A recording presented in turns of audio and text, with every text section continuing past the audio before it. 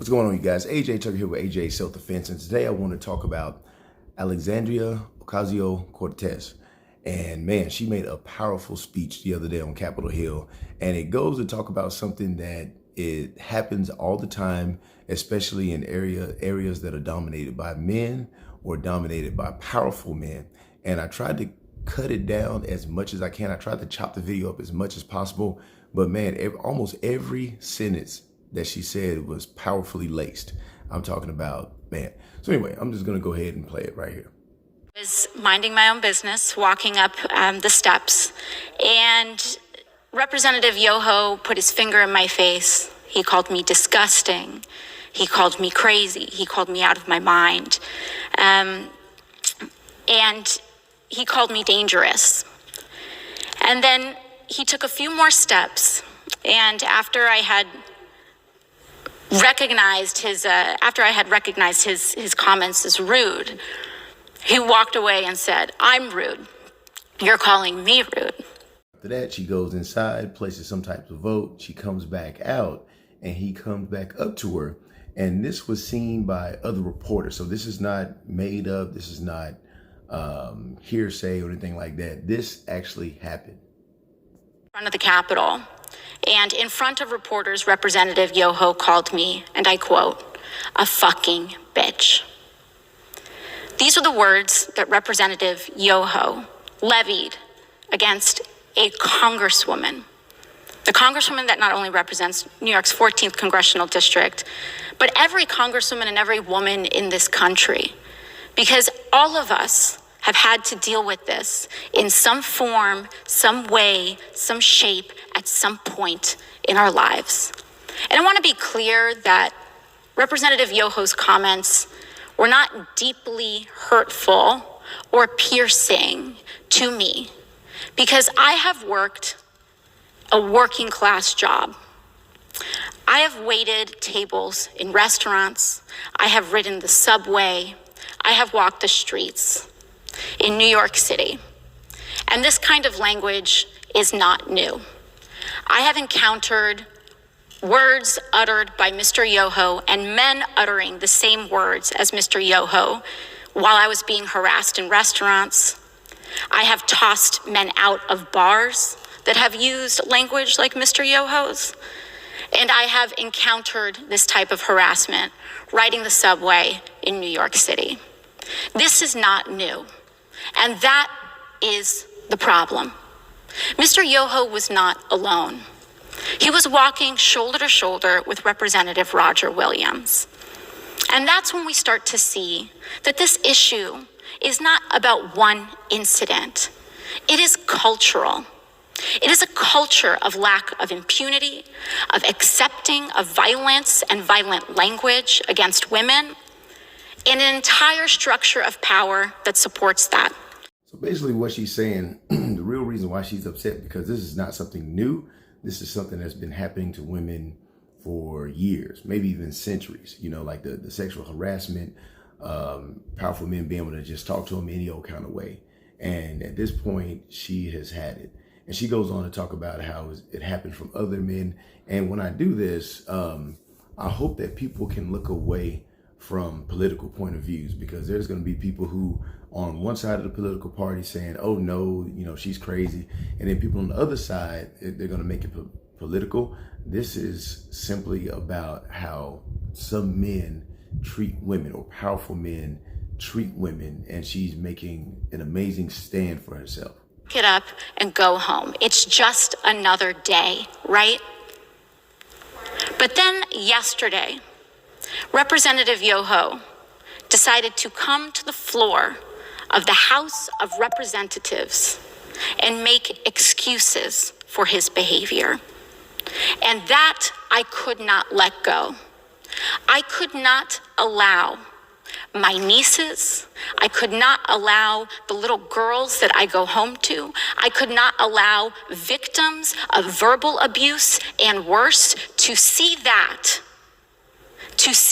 excuse, and to see our Congress accept it as legitimate and accept it as an apology, and to accept silence as a form of acceptance. I could not allow that to stand, which is why I'm rising today to raise this point of personal privilege. And I do not need Representative Yoho to apologize to me. Clearly, he does not want to. Clearly, when given the opportunity, he will not. And I will not stay up late at night waiting for an apology from a man who has no remorse over calling women and using abusive language towards women. But what I do have issue with is using women, our wives and daughters, as shields and excuses for poor behavior. Mr. Yoho mentioned that he has a wife and 2 daughters. I am 2 years younger than Mr. Yoho's youngest daughter. I am someone's daughter too. My father, thankfully, is not alive to see how Mr. Yoho treated his daughter. My mother got to see Mr. Yoho's disrespect on the floor of this house towards me on television. And I am here because I have to show my parents that I am their daughter and that they did not raise me to accept abuse from men. Now, what I am here to say is that this harm that Mr. Yoho tried to levy against me was not just an incident directed at me. But when you do that to any woman, what Mr. Yoho did was give permission to other men to do that to his daughters. In using that language in front of the press, he gave permission to use that language against his wife, his daughters, women in his community. And I am here to stand up to say that is not acceptable. I do not care what your views are. It does not matter how much I disagree or how much it incenses me or how much I feel that people are dehumanizing others. I will not do that myself. I will not allow people to change and create hatred in our hearts. And so what I believe is that having a daughter does not make a man decent. Having a wife does not make a decent man. Treating people with dignity and respect makes a decent man.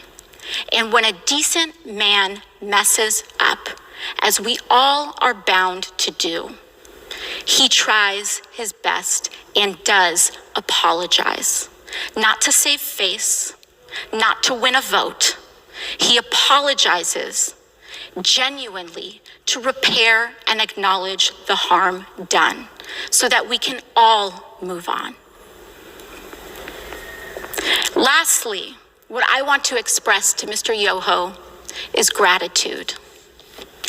I want to thank him for showing the world that you can be a powerful man and accost women. You can have daughters and accost women without remorse. You can be married and accost women. You can take photos and project an image to the world of being a family man and accost women without remorse and with a sense of impunity. It happens every day in this country. It happened here on the steps of our nation's capital. It happens when individuals who hold the highest office in this land admit to hurting women and using this language against all of us. I told you, man, I couldn't really cut the video. I couldn't really shorten it down. Oops. I like my videos to be around 4 to 5 minutes long, but man, every sentence, there was so much in that speech. And it made me think about my daughter, and it made me think about a lot of my students that I talk to that's been through sexual abuse. And these are women who are strong, very strong women, but they've also, silently taken verbal abuse, sometimes physical abuse. And, I've been trying to teach my daughters to be very tough And I believe they're very tough. I believe they're fighters. But there are a lot of fighters out there who, you know, at times in their life, especially when a man is older, more powerful, in a male-dominated place, they just kind of take the abuse, especially if it's verbal. And so I'm trying to figure out a way to teach my daughters to be like that, to have a thought process like that, and to not stand for it, and to do it in a very intelligent way, using her platform. And I'm definitely gonna have to review this video more, because some of the things that she was able to articulate, are things that were in my head, and I just was not able to articulate it in that way. And so that's why I thought it was amazing. But yeah, man, this is something to show to your daughters, for you to view. And like I said, I hope that when people view this, they view this as a powerful man trying to physically and verbally intimidate and overpower a woman. I hope they don't look at this for, oh, well, she's on that side of the fence, so I'm gonna have to figure out a way to cheer for this guy over here, or it was no big deal. Or, if you're on that side of the fence, or the Democratic side of the fence, or whatever, please don't use this as, see, yeah, they're all like that. Try to look at this as an issue between men and women, or a man and a woman, an abusive one for that matter.